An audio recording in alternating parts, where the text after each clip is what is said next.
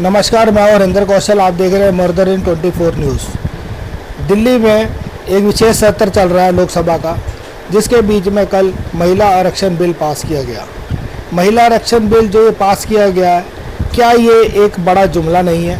आज हम इसी के ऊपर बात करेंगे। आज हमारे साथ डॉक्टर उदित राज, पूर्व सांसद, राष्ट्रीय अध्यक्ष परिसंघ हैं। अब उनसे हम बात करेंगे कि ये जो बिल पास किया गया है महिला आरक्षण को लेकर, ये बिल कब तक जो है धरातल पर आएगा, कब तक इससे महिलाओं को लाभ मिलेगा?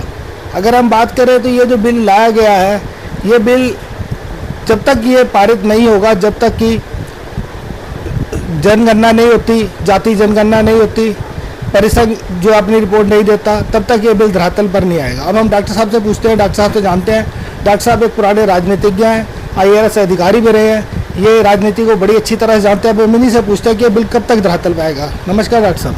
नमस्कार जी।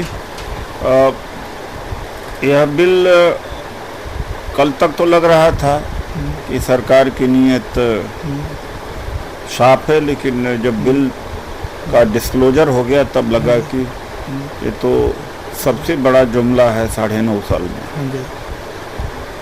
और क्योंकि चारों तरफ से मोदी जी घिर गए हैं, अडानी का मुद्दा है, भ्रष्टाचार का मामला है, बेरोजगारी, महंगाई, चीन का अतिक्रमण, तो उससे निकलने के एक रास्ता इन्होंने बनाया। इंडिया अलायंस का दबाव तो है ही है। तो महिला फिर नारी शक्ति बंधन अधिनियम लेके आए हैं। तो इसमें एक तो यह है कि जनगणना 2021 में होना चाहिए था। तो ये कहते हैं कोरोना में जनगणना नहीं करा पाए, लेकिन कोरोना में तो चुनाव भी लड़े, बंगाल का भी चुनाव लड़े और सब कुछ काम हो रहा है। तो ये बहाना है। एक बात यह है, अब जनगणना कराना पड़ेगा, फिर परिसीमन होगा। तो दो को अगर मिला लेते हैं तो बहुत ज़्यादा लेट होगा। तो इसके मतलब कि यह अभी लागू नहीं होगा। दूसरा पक्ष है कि इसमें OBC का भी रिजर्वेशन होना चाहिए। और तीसरी सबसे बात है कि महिला के आरक्षण या सशक्तिकरण के पक्ष में तो RSS BJP कभी हो ही नहीं सकती। 2010 में राज्यसभा में बिल UPA ने ही पास करी थी, लोकसभा में किसी वजह से नहीं पास हो पाया था। तो ये बिल तो हमारा है, राजीव गांधी जी के समय से ही इस पर हुई, कई बार पेश हुआ, कई बार पास नहीं हो पाया। तो इस तरह से ये पूरी तरह से वोट बैंक, यानी किसी तरीके से 2024 का चुनाव निकालने लोगों को मूर्ख बनाते हुए। क्या सर जो महिलाएं भूल पाएंगी जो मणिपुर में उनके साथ हुआ है?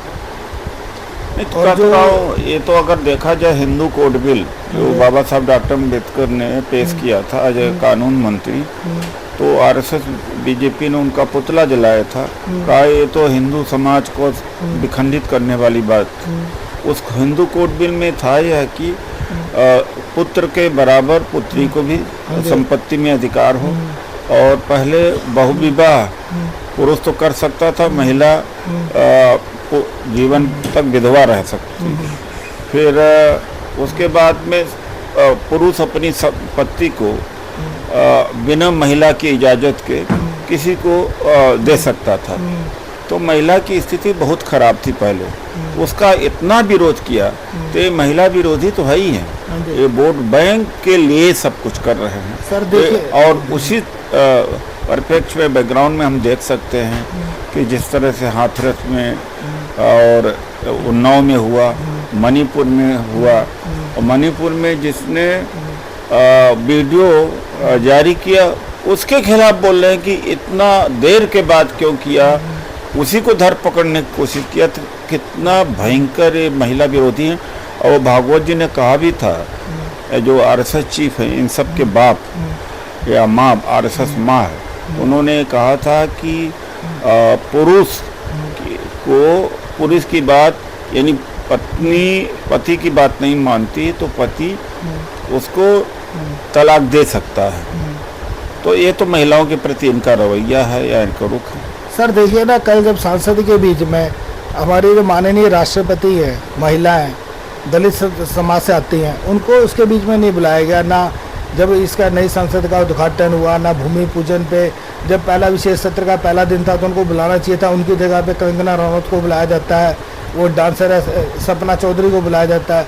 तो इसके विषय में क्या कहेंगे आप, उनको क्यों नहीं बुलाया गया जो माननीय हम राष्ट्रपति हैं? वो तो रबर स्टैम्प बना रखा है और रामनाथ कोविंद जी इसके पहले थे, उसके बाद ये भी हैं। और सत्यपाल मलिक जी ने बल्कि कहा भी कि इन ये किससे मिलें यह भी प्राइम मिनिस्टर ऑफिस तय करता है। तो इससे आप पूरा अंदाज लगा सकते हैं कि ये बिल्कुल पोस्टमैन हो चुके हैं। सर कहीं ऐसा तो नहीं है कि जैसे कि राष्ट्रपति आता है तो एक प्रोटोकॉल होता है कि सबसे आगे राष्ट्रपति जी चलते हैं, उसके बाद उपराष्ट्रपति जी, उसके बाद स्पीकर और उसके बाद फिर प्रधानमंत्री और उसके बाद फिर बाकी ये लोग चलते हैं। तो कोई ऐसा तो नहीं था कि जैसे इनको कैमरा प्रेम है कि भाई मेरी फोटो नहीं आएगी और वहाँ पर वो लीड करेंगे तो मेरा नाम कह रहे हैं कि शब पर अकेला भारी, मैं अकेला भारी। तो राष्ट्रपति की तो कोई गिनती है ही नहीं है, राष्ट्रपति को कोई सम्मान देते नहीं। रामनाथ कोविंद जी का नमस्कार तक नहीं लेते थे लोग। तो राष्ट्रपति संस्था को ही उन्होंने एक तरह से ख़त्म कर दिया है और किसी और दूसरे को कैमरे में आने देना नहीं चाहते हैं। और यहाँ तक ही नहीं, संसद के अंदर केवल अपनी फ़ोटो और सिक्योरिटी गार्ड बगल में खड़े हुए हैं। इतना ज़्यादा पावर का जो भूख है, मैं वो हम। और एक बात, दूसरी बात है कि शायद ईश्वर ने मुझे सब अच्छे काम करने के लिए भेजा है। इतना अहंकार। अरे इंदिरा गांधी जी ने तो पाकिस्तान के 2 टुकड़े कर दिए, तो नहीं कहा उन्होंने कि ईश्वर ने मुझे इतना काम करने के लिए भेजा। अर्थशास्त्री, इतने बड़े अर्थशास्त्री मनमोहन सिंह, उन्होंने कभी नहीं कहा कि ईश्वर ने मुझे बड़ा अर्थशास्त्री बना के भेजा प्राइम मिनिस्टर बनने का। तो इतना घमंड और इतना तानाशाही और एक जो एम्परर होता है वो हालत है। सर जैसे G20 है उसके बीच में अगर हम बात करें तो जहाँ पर जो बाइडेन ठहरे थे 12 किलोमीटर के एरिए के बीच में, तो मोदी जी के 256 होर्डिंग लगे थे। तो ये क्या G20 का प्रचार थे, मोदी जी का अपना जो 2024 का इलेक्शन 2024 का था, G20 से आखिर में मिला क्या? और आज तो बल्कि जस्टिन ट्रूडो ने एक तरह से बगावत कर दिया, तमाम सारे देशों को कहा कि भारत की तुलना आलोचना होनी चाहिए, कंडेम किया जाए। ऑस्ट्रेलिया, अमेरिका, यूके से कहा। और अगर इनका डंका बज रहा है तो ट्रूडो ने सबसे पहले हमारे राजनयिक को निकाला, उसके जवाब में हमने भी निकाला और जितना बदनामी हो रही है। और दूसरी बात है कि जिस तरह से गरीबी छुपाने का काम किया, यहाँ पर पर्दे लगा दिए। और बाइडेन जो परंपरा है उनकी परंपरा टूटी और कि वो प्रेस कॉन्फ्रेंस करते हैं जहाँ ये भी जाते हैं, जाकर के वियतनाम में किया और वहाँ कहा भी कि ह्यूमन राइट इश्यूज, माइनॉरिटीज के इश्यूज के ऊपर बोला भी। तो कुल मिला के 2024 का प्रचार तंत्र ही था। सर देखिए, जैसे कि अभी आपने कहा कि इन्होंने प्रेस कॉन्फ्रेंस नहीं की, अगर ये प्रेस कॉन्फ्रेंस करते तो क्या इनको इस बात का डर था कि जो बाहर के पत्रकार है, चलो ये तो मानते हैं कि गोदी मीडिया तो नहीं पूछा, लेकिन जो बाहर के पत्रकार है वो इनसे पूछ सकते थे कि भाई ये जो मणिपुर में क्या हुआ, वो तो जीवन में नहीं किया। अमेरिका में भी मणिपुर में जो हो रहा है, अमेरिका में केवल 2 ही प्रश्न लिया, जबकि बहुत ज़्यादा दबाव था। यूरोपियन पार्लियामेंट में चर्चा हो चुका है, आलोचना हो चुकी है। तो सभी जानते हैं कि प्रेस का बहिष्कार अगर सही पूछा तो मोदी करते हैं। और इंडिया गठबंधन ने केवल अपनी रक्षा किया और अपने ऊपर आक्रमण न हो उससे बचने के लिए केवल कि हम जाएंगे नहीं, उसका तो प्रचार हो रहा। जिस प्राइम मिनिस्टर ने 9.5 साल से प्रेस को कोई बाइट और प्रेस कॉन्फ्रेंस नहीं दिया, एक तरह सबसे बड़ा बहिष्कार तो उसको माना जाना चाहिए। हाँ जी सर। सर देखिए, जैसे जो भी ये जो सत्र है, क्या इसके बीच में मोदी सरकार ये भी डिसीजन ले सकती है कि लोकसभा भंग कर दी जाए और जो विधानसभा में चुनाव के साथ चुनाव करा ले, जो 5 राज्यों में एक ही आदमी को सब कुछ पता होता है या ज़्यादा से ज़्यादा 2 आदमी उनके मन में क्या है? जब विशेष सत्र बुलाने का नोटिफिकेशन जारी हुआ तो देश में अटकलें लगाई जाती रही हैं कि क्या होने वाला किसी को पता नहीं है। तो कुछ भी संभव है, लेकिन इंडिया अलायंस भी पूरी तरह से तैयार है चुनाव के लिए, चाहे जब ये चुनाव कराना चाहे।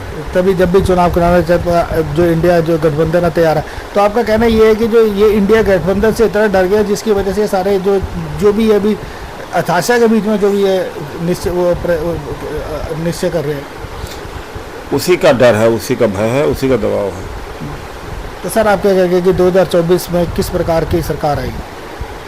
2024 में मोदी का जाना तय है, यूपीए इंडिया अलायंस की सरकार आएगी। धन्यवाद सर, आपने हमारे को बड़े अच्छे तरीके से बताया कि किस प्रकार ये विशेष सत्र है, क्यों सरकार ने बुलाया और इसके बीच में क्या होने वाला है और क्या हो रहा है। अपने सहयोगी कैमरामैन विमल चौहान के साथ हरिंदर कौशल, मॉडर्न 24 न्यूज़, दिल्ली।